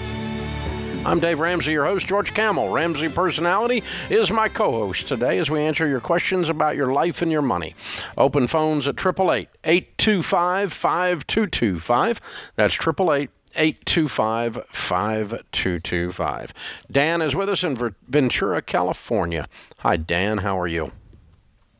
Hi, Dave. Hi, George. I'm doing pretty good. I was in your studio audience last Thursday, and it was just wonderful. Well, thank you. Seeing you all in person, it was so reassuring, and it just made me just lock down on the baby steps. Cool. So when I got home, I was back home in Ventura. I'm a little confused right now because I thought I was in baby step 6. And my question is revolves around spousal support. So I'm wondering where spousal support fits in the baby steps. I just finished my divorce about 3 months ago, and my world has been quite rocked for the last year or so. I'm sorry. Yeah. So alimony, wouldn't that not just be a budget item, George? Yeah. Is this just ongoing support? What's the details of this? Yeah. The details are I'm obligated to pay $2,000 a month until February next year. I mean, I've already paid off the attorneys and lump sum payments, and all the bad part of the divorce is over, except for the spousal support. So I'm paying. I'm 58 years old. Own my home. I make about $102,000 a year. And I've been just cash flowing it, but I do have the emergency fund of about $15,000 I could use just to pay it off 100%. So is this you could lump sum the spousal support if you wanted to? Well, now that's a good question. In the marital separation agreement, it says I'm supposed to pay her $2,000 a month for 11 months. Yeah. Which ends in February. Yeah. And you can just do that out of your budget, can't you? I have been, and I can. Yeah, I would just call, as far as, it's not really a baby step item, it's a budget item. A budget item, okay. Yeah, you have a $2,000 expense in your budget that's going to go away in February. Right. It doesn't affect your baby steps. That's what I think. I don't know. Do you think it's a different way to do it? I wouldn't consider it as debt. I wouldn't say, oh, you're in baby step 2 now, you got to pay this thing off. It's just a budget line item, and once it's done, you're going to give yourself a raise, and you can continue on in the baby steps after that. But you said you have no debt except the house, right? That's correct. No debt except for the house, and I hope to be on your debt-free stage in about 4 years. That's great. Do you have margin left over after the spousal support to put extra on the mortgage? No. I have a part-time gig. I'm also an electrician on the side, so I'm able to make, maybe $1,000 extra a month. But it's tight right now, very tight. In fact, I'm trying to make some behavioral changes. So you owe her $12,000, 6 months of $2,000, right? Yes, sir. Yes. How contentious is the relationship? I think that answers it. It's not good. Okay, because here's why I ask. Okay, you could just do the $2,000 a month for 6 months. That's fine, and you're done. Mm-hmm. If you call me up and you said I have 5 years of back alimony, I would call that a debt. And that's a lump sum that you got to catch up. But this is a monthly obligation that you are current on, and it's not a debt. It's just a payout. Now, if depending on how contentious, here's an idea to throw into the soup, might not be worth anything, but you might have your attorney ask her attorney, if he pays this off in a lump sum, would there be a discount? More than willing to pay it monthly, but if you want all the money right now, would you take less than $12,000? And I'd use my emergency fund and clear it up if you got a deal. Mm-hmm. Okay. Plus gets rid of her. I did. Yeah, exactly. That's what I was thinking, to kind of get it out of my life. We're no longer using attorneys. We're communicating through email. I asked that question about 2 months ago. She says, absolutely not. You have to, abide by the agreement. Sure. Then I'll do it. That was my answer right there. Sure. Yeah. Happy to. Just leave it alone then. Forget it. Okay. My idea. You've already tried my idea. Forget it. Yeah. I did. Thank you very much. Because sometimes people need money or they want the lump sum enough to give it a discount. If they're not going to give it a discount, we'll just sit on the money and pay it out monthly, which it sounds like she prefers anyway. So it's all good. That's fine. I think so. I think it's so good. So I don't have. That's the route I would go. Yeah, and once you hit February, then you've got $2,000 back in your life to pay down that mortgage, and it sounds like you want to be intense about it and get rid of that thing. So I think you're in a good situation. Like Dave was saying, I think you just make these monthly payments out of your budget and be done with it in 6 months. Brad's in Memphis. Hey, Brad, how can we help? Hi, Dave. How you doing? Better than I deserve. What's up? Well, I have a what would Uncle Dave say question. We've been struggling through this for a little while. We recently did our debt-free scream in April after paying off $196,000 in 27 months, and we're now in baby steps 4, 5, and 6. My wife and I have been moving towards selling our house ever since we finished baby step 3. We have made a lot of bad choices in the past with our money, and now that we've changed our behavior, got out of debt, actually have money, we don't want to mess up. Good. If we sell our home, our realtor told us we'd net more than $100,000 after she ran some comps. Mm-hmm. And we bought the house just 3 years ago with a VA loan and 0 down. This is before we got smart. Found money, though. Yes. So we make $160,000. The mortgage is currently at $310,000, and a new piece of information we recently got was we both have government jobs and have been given 8 weeks to get the COVID shot. Neither of us are willing to do that. We've been able to use a religious exemption in the past for things like the flu, but they have no idea if they're going to allow that for this COVID shot. That being said, we do want to sell our house with the equity, buy a piece of land, and live in our paid-for RV while we save up for building a home in cash. We both receive VA disability, equaling about $30,000 a year, and so if we both lost our jobs, we would barely be able to survive. But we're debt-free with a piece of land and RV. We could survive without the jobs until we could find something to replace it. How many kids? 2 kids, sir. What age? 15 and, sorry, a little nervous, 13 and 15. Okay, that's all right. And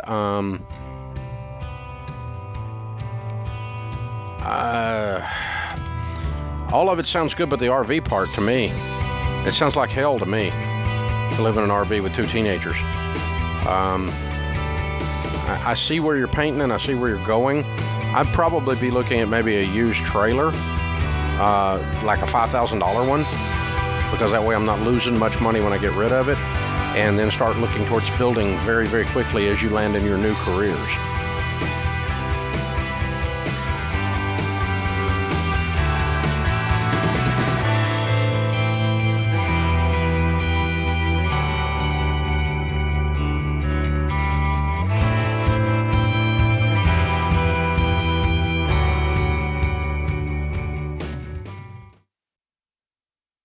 We were drawn to Christian Healthcare Ministries because we both had young families and we wanted to have more children. And we had also just started a real estate company and needed to find healthcare coverage that would meet our needs. We were attracted to CHM because of its low monthly costs and the ability to negotiate medical costs down. Established in 1981 and accredited by the Better Business Bureau, CHM is here to meet the needs of your growing family or small business. Check us out at chministries.org/budget. We absolutely believe in it.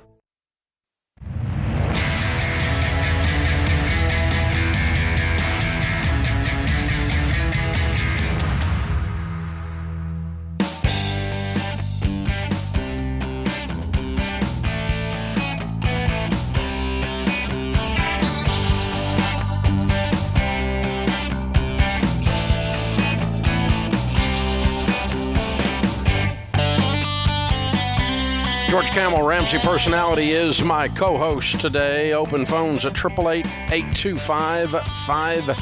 8225. If there's one thing that 2020 taught us about investing, it's this. You cannot invest alone. You absolutely need someone in your life who knows the market better than you and helps you make smart decisions. I love do-it-yourselfers, but DIY investors, well, the data tells us that we mess up when we DIY on investing, especially when there's a global crisis. You invest in the wrong things, you get caught up in trends, you make rookie mistakes. You can build a portfolio based on what you read in Reddit. God, don't do anything based on what you do in Reddit. Ugh. Trust me, you don't need to add any unnecessary stress in your life. You need to get some people in your corner that can help you. Let 2020 be your wake-up call. Never again let your investments be at the mercy of the emotions of a global crisis. Go to RamseySolutions.com/SmartVestor. Get in touch with one of our SmartVestor pros, and they'll sit down with you and walk you through this. Sam's with us in Oahu, Hawaii. Hi, Sam. How are you? Hello? Hi, Sam. I'm sorry, you have the wrong number. Okay, that works for me. I did have the wrong number. You're right. That's Sam in Honolulu, or Oahu, Hawaii. I pushed the wrong button. Hey, Sam, how are you? Hey, Dave. Hey, Dave. How you doing today? Good. You sound a lot better now. How can I help? Okay. So I'm in baby step number 2. I have my $1,000 emergency fund. My car was my first debt to pay off on a debt snowball. Mm-hmm. I had like $800 left on that, so I paid that off early. And I also have other loans. So I have a $2,000 loan. I have a $8,000 loan, a $9,000 loan, and an $11,000 loan. The $11,000 loan that I have is with the same bank that I took my car loan out from. And since I paid off my car early, I wanted to get my title from the bank. And because I have a defaulted loan with the same bank, they won't release my title. They're saying it's cross collateral for that loan. Yep. And the debt recovery department for that bank contacted me, and I guess they wanted a lump sum for the loan. Mm-hmm. And I don't have that money right now. So they're what did they offer you on the loan? He didn't offer a lower amount. He just said if I could pay the $11,000.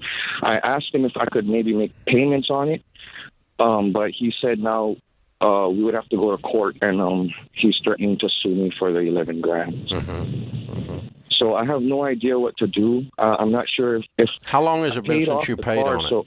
How long has it been since you paid on the $11,000? 3 years. It's been 3 years since I paid that loan. Mm.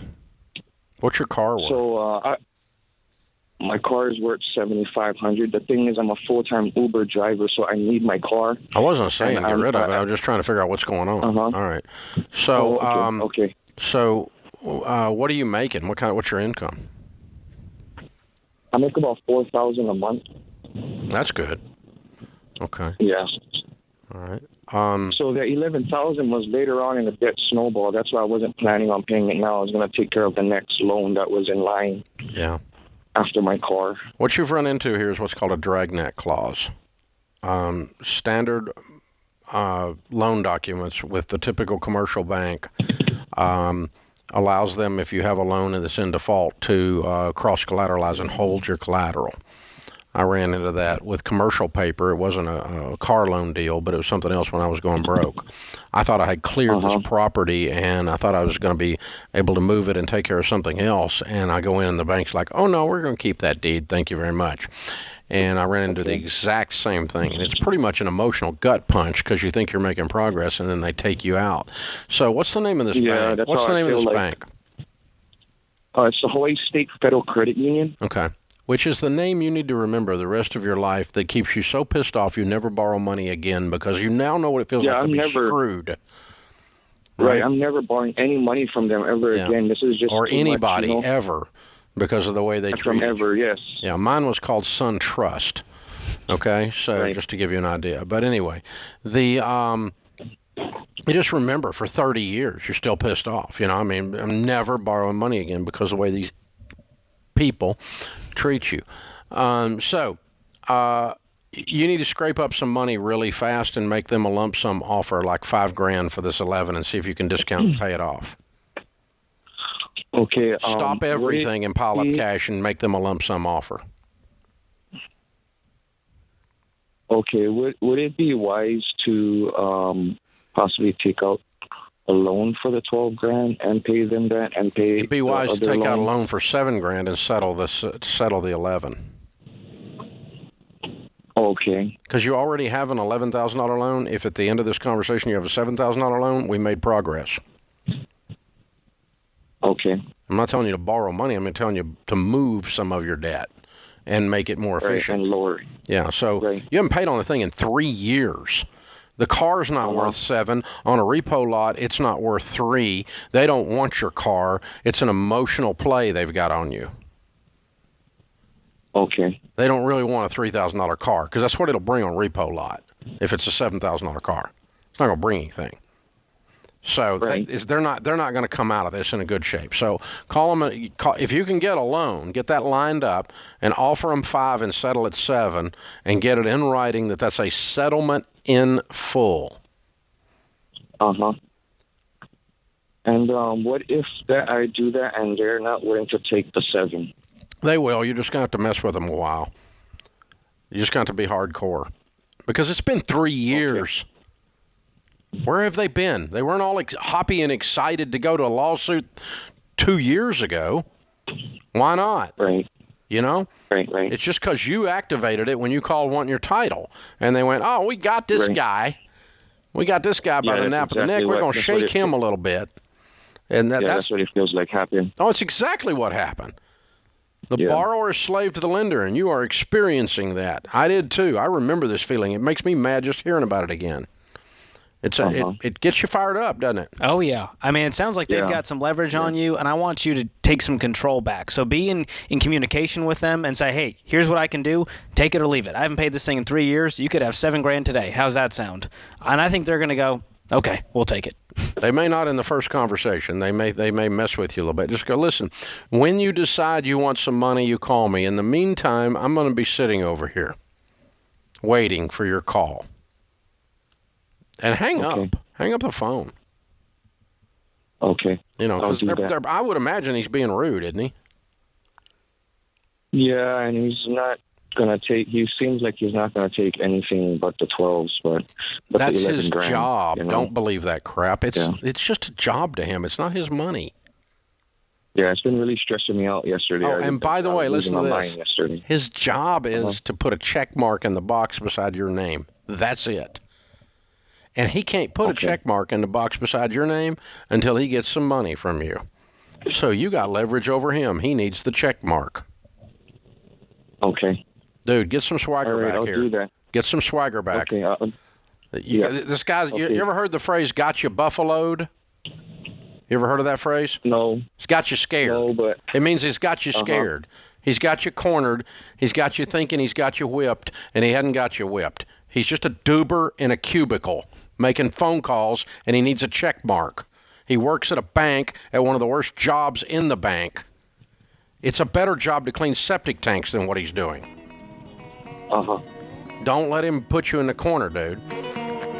Throw your shoulders back, step back up into it, punch him once, and then hang up the phone. Call me when you grow a brain, bozo. Hang up. That's what you do. Mess with them, because that's their job. It's just a job. It's not even a good job. This is The Ramsey Show.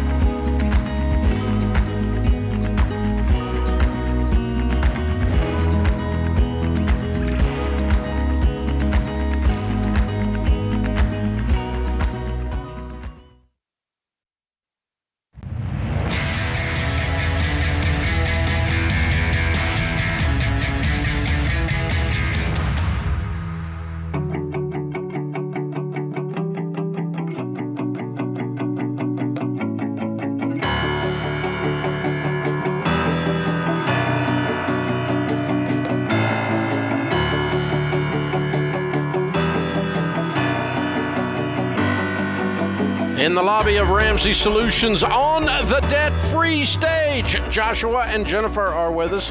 Hey, guys, how are you? We're great. Hello, Dave. Welcome, welcome. Where do y'all live? Greencastle, Pennsylvania. All right. Welcome to Nashville. And all the way down here to do a debt-free scream. How much have you paid off? $63,000 in about 15 months. All right. And your range of income during that time? 158 to 156. We're in that small amount that went down just a little bit because of COVID. Ah, okay. Yep. All right, cool. What do y'all do for a living? I'm a dental hygienist. Engineer. Ah, so dental hygienist was tough during COVID. It was tough. There was no way to work. Right. Yeah, very difficult. Are y'all back to work now? We are. We were only out for about 3 months. Okay, well, that's good. Yeah. That's good news. Wow, what kind of debt was the $63,000? Home equity and a car loan. Ah, okay. Yeah. What'd you buy with a home equity loan? Well, new kitchen, countertops. Basically, we went and sought financial advice, and we were told everyone has a car payment, and you always should use your home equity. Where'd you go, the bank? The bank. I know. Yeah, don't ask the bank if you need to borrow money. It's like asking a dog if it's hungry. Oh, my gosh. Way to go, guys. All right, that's fun. So what happened 15 months ago that made you change your direction? We would, month to month, we would do things, go out, have fun, and we never had any extra money. And every month I would listen to him kind of complain, we make too much money to not have anything. Yeah. And it just hit me one day, we need to do something about this. And I finally got him on board. It was really hard. Being an engineer, he's really good with money, numbers type thing. I'm the geek. He's the geek. He didn't think he really needed help. Convinced him to watch Financial Peace University with me. Oh, wow. It was hard, but he did it. It's about a 12-year journey. I read the book 12 years ago and took some persuading. Ah, okay. But I didn't give up, and, I want other people to know, too, not to give up. Just make little comments here or there, and if it's meant to be, it'll happen. And it did happen, and he listened, and he was totally on board. Wow. Sometimes the pokes aren't so subtle, but we pick up on them. Eventually, yeah. So what finally happened that made you go, okay, I'm going to watch? I'd say she was very persistent. And then, like she said, I love to have toys. I had a Mercedes. I enjoyed it. And then we had kids, and it didn't fit car seats. So many years of being the good spouse or trying to do things correctly, get point blank getting pissed that everyone else has new vehicles. They get to do cool stuff. And we're $2,000 to $3,000 a month on credit cards. Never missed a payment. Never paid interest. But nothing to show for it at the end of it. Never a sense of traction. No. Nope. Living month to month. I get paid one time a month. It's like, ooh, it's spent before I even get it. Oh, yeah. Yeah. And then the best part for us was we went and got a new car. And we got a really good deal on it, of course. But they ran our credit score. They didn't even bother to run Jen's because the guy's like, I've seen 5 people have a credit score as high as yours. It's almost perfect. So we know what that means now. We're really good friends of debt collectors. Oh my gosh, that is cool. So you had this I love debt score and you realize, oh, this is not what winning looks like. We've got to do things differently. I think we watched FPU probably 3 or 4 times, and that chain episode in the first really got to me. So you've known this stuff for a decade, but it took a while to get through your hard head, it sounds like. We read the book first, and then I find Financial Peace University online. I don't even remember how I came across it, but we both started with the book, and we were really into it, and then we never really did anything with it. But Financial Peace University was recent. That's when you got in gear 15 months ago. Yes. Okay. Yep. Good. All right. Way to go, guys. Okay. So now you're the other side of this with all the gyration and the emotions and everything else, and you fought your way really fast through 65,000. Once you decided to do it, it was game on. And the numbers indicate that. So now, what is your advice to someone that's listening that's going, I don't know if I need to do this or not. I don't know if it'll work or not. What is the key that you picked up that changed? What broke you loose? What was the breakthrough, the principle? Go ahead. the financial freedom. Once we didn't have those payments anymore, and we saw this money that was actually coming into us, and we realized what we could do in the future, it was a total game changer. It was incredible because we made a plan the end of 2019. We're like, that's it. We're doing this. We got some things. We started really saving for the kids' college, and it's like, we're just not going to get there. So December 2019, we printed out the baby steps 1 through 7, posted right beside our computer, and we started marking off each one. January 2020, we hit the ground running, and then COVID hit. Yeah, here comes March. Yep. Yep. So during the whole time, we're listening to you. We're like 4 walls. Just worry about 4 walls. So we continued paying on the car payment, but then any extra after the car was paid off, which was April, we just put it in the bank. And then even when we went to pay off the home equity on April 1st of this year, we took them a check for $12,000. And that was the rest of the home equity. We're sitting in the drive-through because the lobby is closed. And like, oh, by the way, you have $86 closing costs. And I'm like, we just called the guy yesterday, and he said this is it. So every time we're trying to pay stuff off, there's always this little caveat clause, hey, you owe more money. It's like, you can't get rid of them. Nope. No. So I want to walk away after I pay for something, not think twice about it. Yeah. Wow. Way to go, guys. Way to go. How's it feel now that you're free? Wonderful. It's just a feeling I never thought I would feel. I never thought we'd get, I knew we would get there, but when you're starting and you feel kind of hopeless, like looking at this big amount of money to pay off, you're like, it's going to take forever. But once you really get Gazelle intense and get into it, it's a great feeling. We even had some motivation along the way. So February of this year, we also took a church class. They were doing FPU at church. And we know the people facilitated. One of the things was cutting up the credit cards right away. It was like the second week of class. We still had credit cards. Shh. We just couldn't let it go. It was like the sense of you almost couldn't. It was one really. We just couldn't let it go just in case. I don't know. There's a little security thing, just in case. What happens? So what happened when you clipped the security in half? We had the kids do it. We made the kids do it as a memory for them to not ever do that. And don't ever take a credit card out. And it felt great. It felt liberating. Yeah. It wasn't as scary as you thought. It wasn't. Like, no. I'm living without it. Yeah, it was not. Yeah. Yeah. I was more concerned with the kids cutting themselves than the actual credit card. Seriously. That's fun. All right, you brought them with you. What are their names and ages? Alex and Adam, and they're 9 and 11. All right. Very cool. Good stuff. Well, way to go, you guys. We're very proud of you. We've got a copy of the Total Money Makeover for you to give away to somebody else. Hopefully, they'll read it and do it.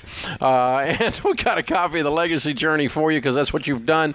You've changed your whole family tree. Congratulations, you guys. Very, very well done. So I got one more thing for you then, Dave. So okay. As we're coming down here, we was looking at all of our finances real quick. And we just looked at all of our retirements, Roth IRAs, the equity in our house. And then we realized, oh, my God, we got $950,000 already. And then if we look at our 3 vehicles, which are 2 really old ones, plus some jewelry, we're just over $2,000 over $1 million. It's like, wow. We're almost there. Everyday millionaires. Almost there, yep.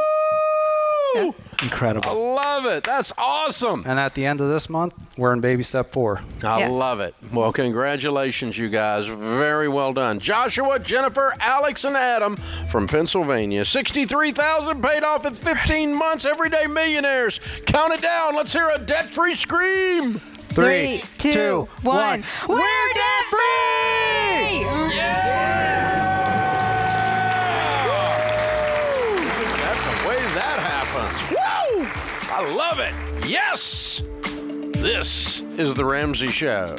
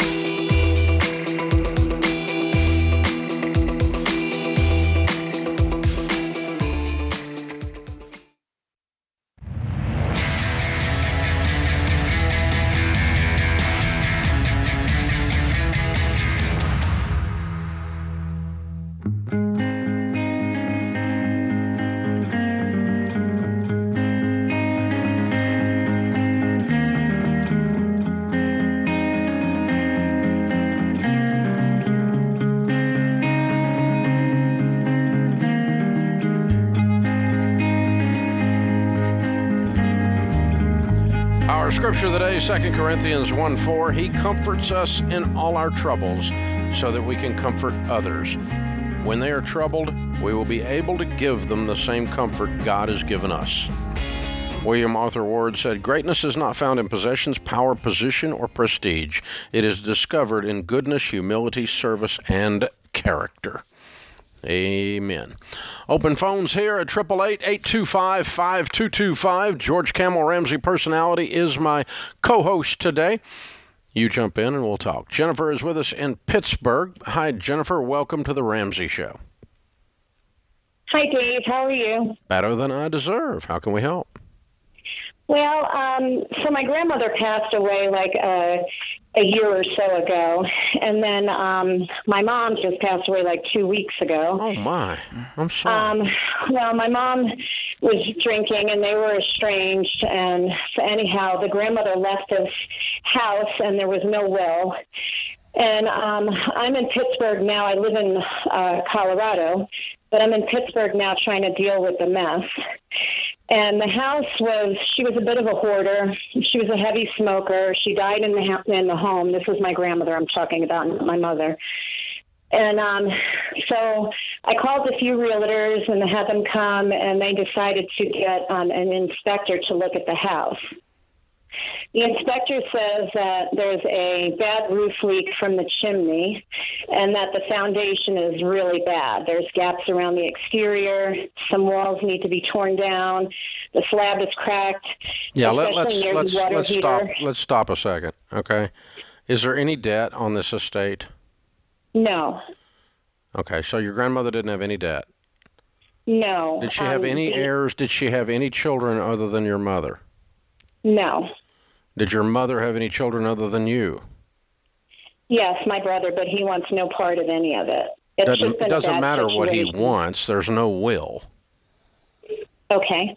All right. So you and your brother are likely the heirs. You'll have to get a court order in probate court in order to sell the house, and the judge will take the proceeds and tell you what to do with them, which would be to spread them to you and your brother.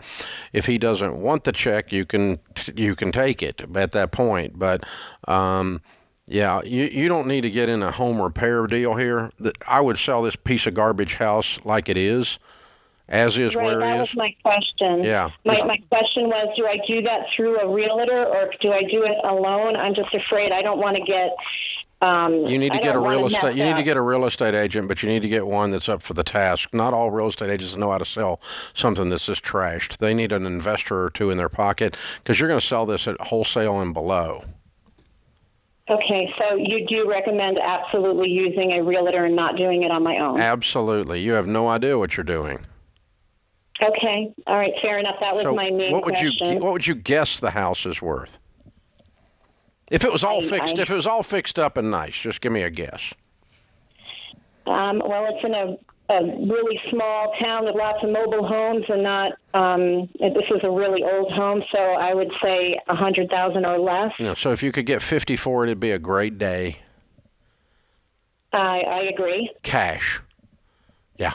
Cash. So okay. you need a real estate agent. You can jump on RamseySolutions.com and click on ELP for endorsed local provider for real estate agents. Talk to 2 or 3 of them in that immediate area. Ask them for some help. See if one of them, just say, I talked to Dave.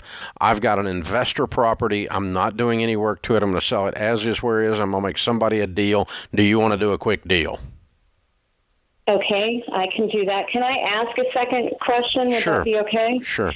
All right. So as I said, my grandmother passed away in the house like over a year ago, and then my mom, she was a drinker, and she ended up dying from that in the hospital a couple of weeks ago. Yeah, I'm sorry. And so I'm not one of those people that have the grief clouding. I've been dealing with this my whole life. So my question is, my mom started to try to get a lawyer to try to get the money, but she was never sober enough to do it. So it's never been signed, but there is a lawyer there willing to work with me.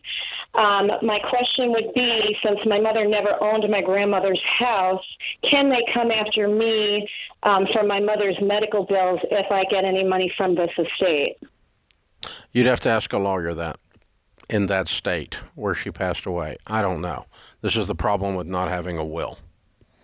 And Okay. the estate is liable for the estate's bills. Your mother inherited the house, but she never really inherited it because the transaction was never completed.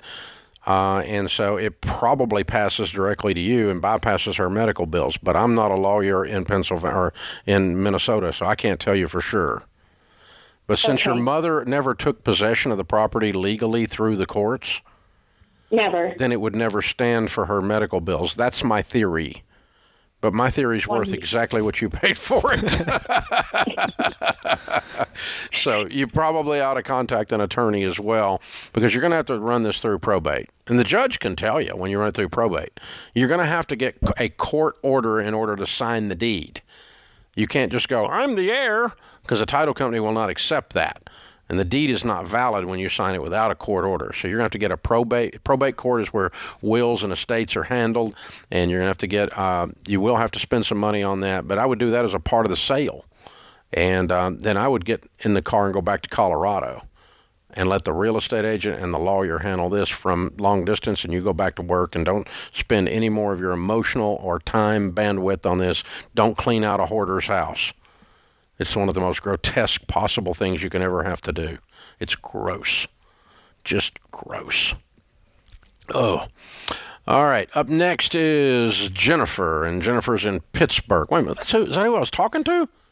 We're going to Leah. Oh my Minneapolis. gosh. I've got too many things. I got Leah. Got all kinds of things. Kelly, help me out here. There it is. Leah. Hey, Leah in Minneapolis. Same question almost, right? Yeah, almost the same question. That's wild. Dave, I have to tell you how thankful I am for you. My dad got a total money makeover to my high school class, and I've never had a penny of debt, all because of you. Wow. I'm so thankful. Good for you. Yeah, so it is a similar question. My grandmother passed away a year ago, and her house is in the middle of nowhere on a farm in Minnesota, where we're from, and I have such a strong nostalgic connection to it. And I'm all the way down at step 6 of our plan. I've never had debt. I've got my smart investor. I've got my full emergency fund, and I'm ready to find myself a house. And I'm so connected to that farm that I'm toying with the idea of taking it over, but it needs a full renovation. The thing about being in the middle of nowhere is there's no return on that investment. Like, nobody's going to buy that house from me for what I would put into it. So I'm wondering what you think of that with the financial situation I'm in. I appreciate your heart. And the older I get, the more nostalgic I get about things. But this is not an investment in real estate. This is an investment in romance of the past. Sure, I understand that. And that would make it usually a really crummy investment. Yeah, I see that. You know, it kind of breaks your heart to say that out loud.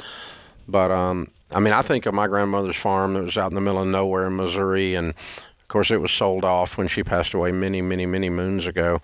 But, you know, and the old house was torn down. Now they farm over the whole thing. It's big, you know, it's out in the middle of that flatlands. It's just big crops of big rows of corn or rows of soybeans right through where she used to live. And it kind of hurts your heart a little bit, you know. But it also is just the drumbeat of life. I mean, there's a journey we're on here, and it's you're not taking anything with you. That's why there's no rider trucks following hearses. Sure. So if I'm you, I'm selling that. I'm not investing in romance. Yeah, I think you let it be a sweet memory, and you honor that, and you grieve what you're losing here. But Leah, it sounds like you've got big dreams for your life, and you want to build and live this life. And I don't want you building this big old thing in the middle of nowhere. I think you need to live your dreams and let it be a sweet memory. Yeah. That puts this hour of the Ramsey Show in the books. We'll be back with you before you know it. In the meantime, remember, there's ultimately only one way to financial peace, and that's to walk daily with the Prince of Peace, Christ Jesus.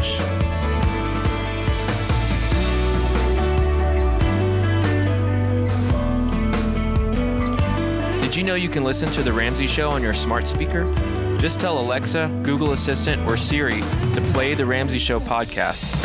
Check out all Ramsey Network shows on your smart speaker today.